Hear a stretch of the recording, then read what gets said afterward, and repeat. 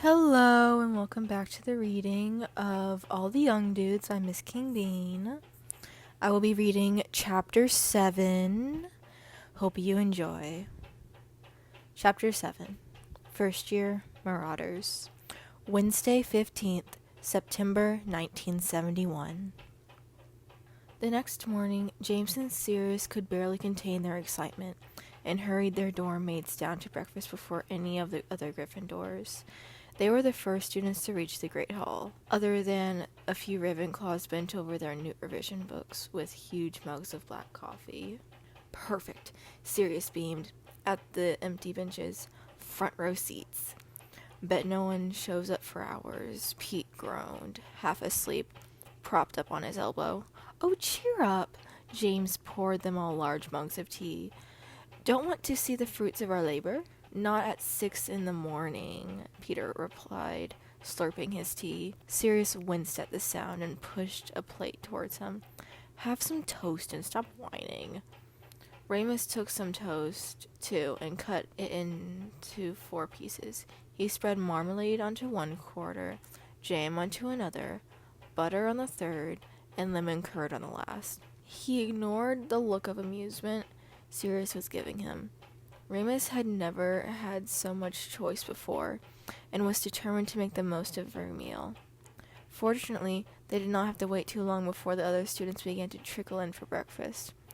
The Slytherins arrived just as Remus was finishing his toast. 3 boys and 2 girls, third years. They walked over to their table, quite unaware of the 4 eager Gryffindors watching them intently. For a moment, it was as if nothing was different. Sirius sighed with disappointment. But then, the tallest boy shuffled slightly in his seat, rubbing his arm. Another seemed to be looking for something in his pocket. But from Remus's viewpoint, he was clearly scratching his leg furiously. The third kept using his wand to rub behind his ear. It worked! James whispered, breathless with excitement. Even Peter looked cheerful now. As more and more Slytherins filtered in, their problem became more obvious and more hilarious. By 7 o'clock, the Slytherin table was full of squirming, writhing, scratching boys and horrified-looking girls.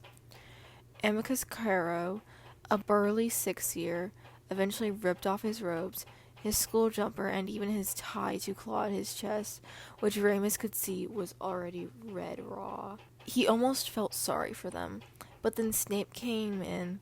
Whether it was karma or sheer luck, Severus seemed to have reacted particularly badly to the rosehip seeds.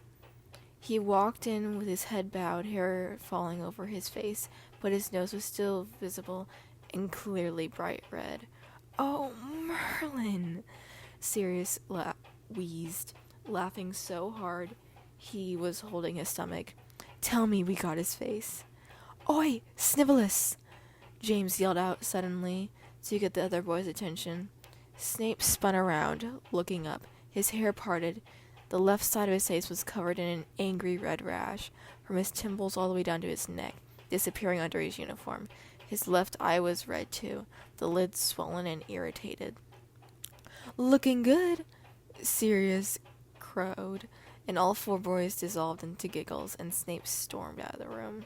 By the time breakfast was over, the entire castle was buzzing with rumors about what exactly had come over the Slytherin boys. Sirius and James looked as though all of their Christmases had come at once, and even Peter had cheered up remarkably, reminding them all that he had kept a lookout after all, making the entire venture possible. It was all Lupin's idea, though, Sirius returned, slapping Remus heartily on the back. What shall we do to celebrate, eh? Exploding snap? Raid the kitchens? Remus shook Sirius off, smiling politely. Well, whatever you do, you're doing without me, he replied. I've got double detention. From Slughorn? Yeah, and McGonagall. And Flitwick. But that's tomorrow. Then my herbology detention is over the weekend. Bloody hell, mate. You going for a record or something? He shrugged. He'd always been punished at St. Edmund's. All the boys were. Detention didn't bother him. Though exploding snap didn't sound like a lot of fun. Maybe you'd better start doing your homework, Sirius said gently. Remus rolled his eyes, getting up from the table. Come on, he said. It's Defense Against the Dark Arts first. Thought you two loved that.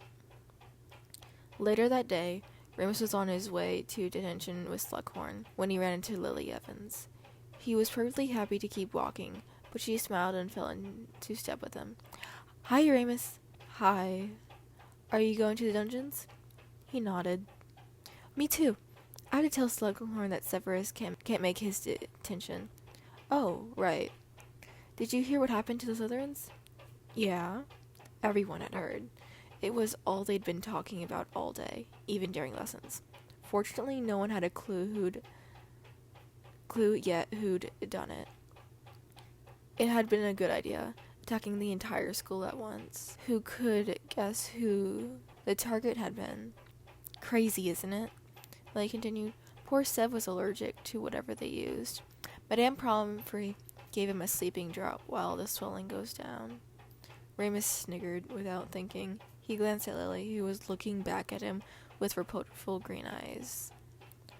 She shook her head. Look, I know he wasn't very nice to you the other day in potions or on the train. He's a bit of a snob, okay? Remus snorted. But I want to say sorry, Lily pressed on. I need to stand up for him more. Shouldn't let him get away with it. He's actually a really nice person when you get to know him. If you say so. Remus stopped walking.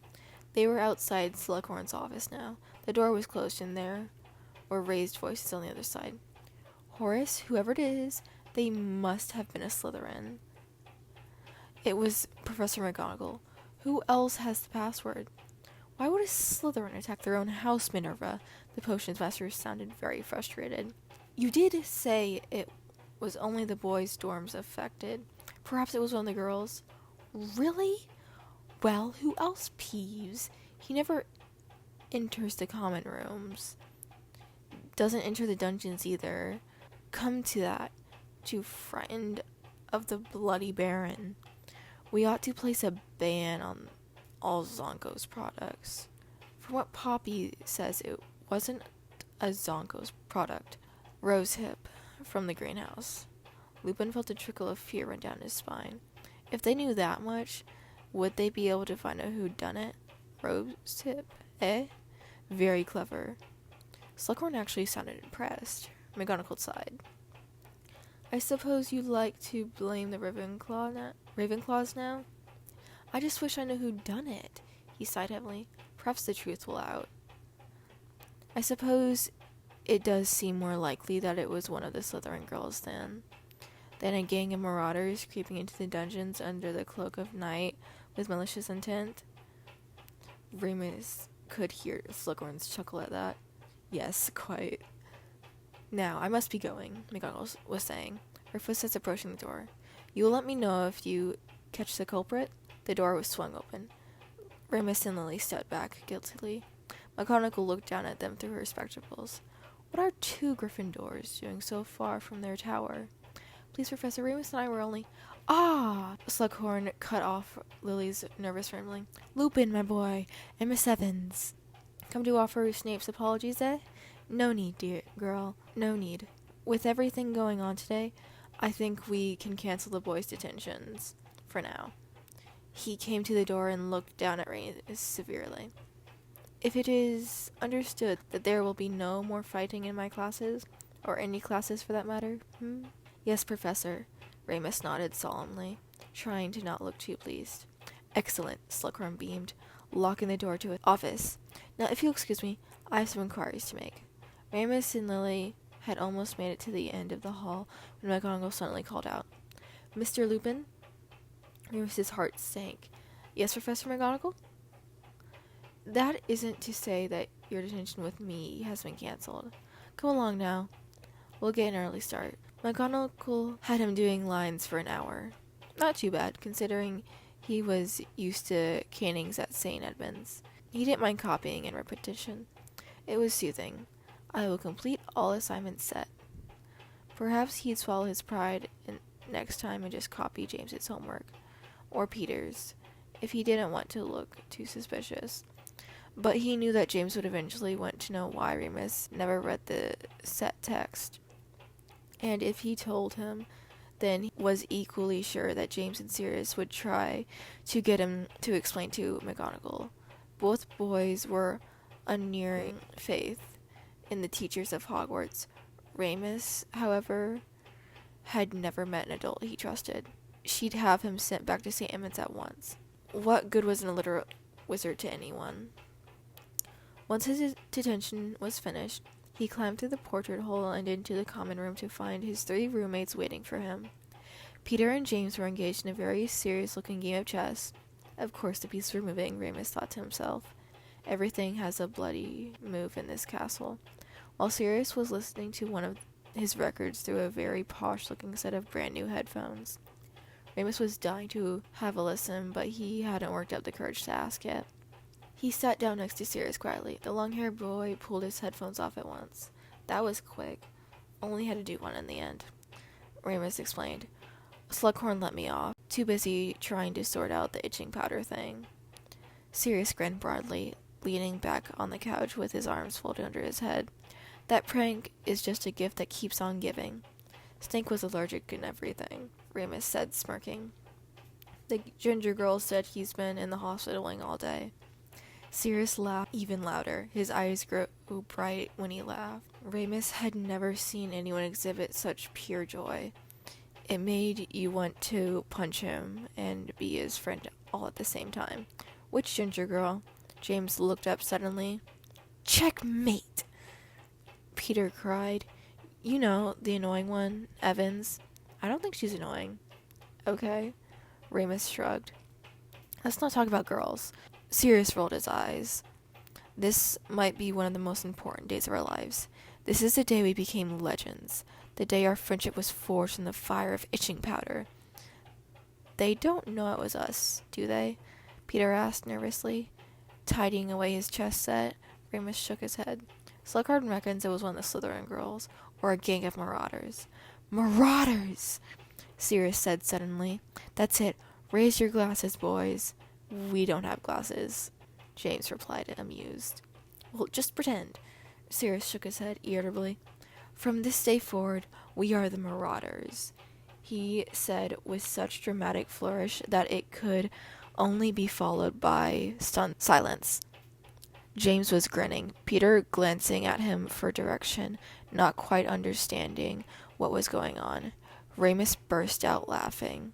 What sort of Ponzi gang name is that? And that is chapter 7. I am very sorry for the background noise of my fan, and hope you enjoyed chapter 7. Hope you have a great day or night, and hope to see you all next time. Bye-bye.